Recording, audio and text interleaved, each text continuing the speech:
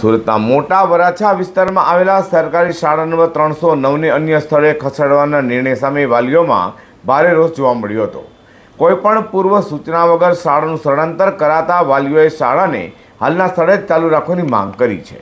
સુરતના મોટા વરાછા વિસ્તારની સરકારી ઇંગ્લિશ મીડિયમ શાળા નંબર 309ને અન્ય જગ્યાએ ટ્રાન્સફર કરવાના નિર્ણયથી વાલીઓમાં ભારે આક્રોશ ફેલાયો છે।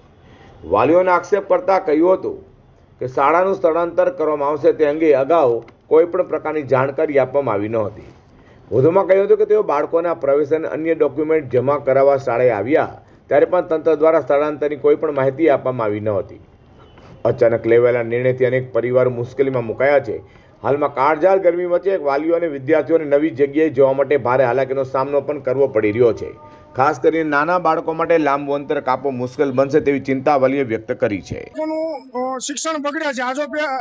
આજે પહેલો દિવસ છે, હજુ કાલનું શું છે અમને કોઈ ખ્યાલ છે નહીં। હવે આમાં શું કરવું એ અમને ખ્યાલ નથી આવતો।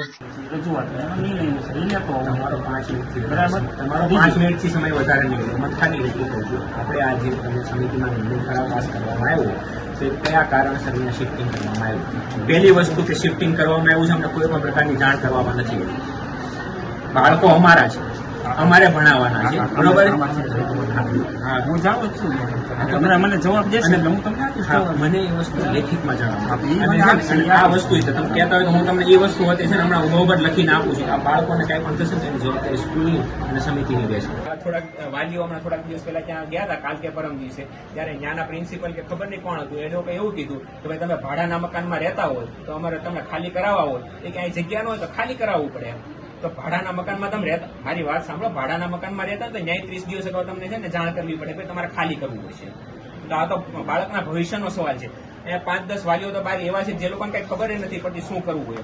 હવે તમે જરાક જોઈને આવો, તમારા બાળકોને તમે આ જગ્યાએ ભણાવશો, આ રીતે આ ભવિષ્ય આપણું આ રીતે ઉજળું થાય એમ। વધુમાં વાલીઓએ શાળા તંત્ર અને શિક્ષણ વિભાગ સમક્ષ માંગ કરી હતી કે વિદ્યાર્થીઓના હિતને ધ્યાનમાં રાખી શાળાને જ્યાં હાલમાં કાર્યરત છે ત્યાં જ ચાલુ રાખવામાં આવે અને સ્થળાંતરનો નિર્ણય પરત ખેંચવામાં આવે તેવી માંગ કરી છે।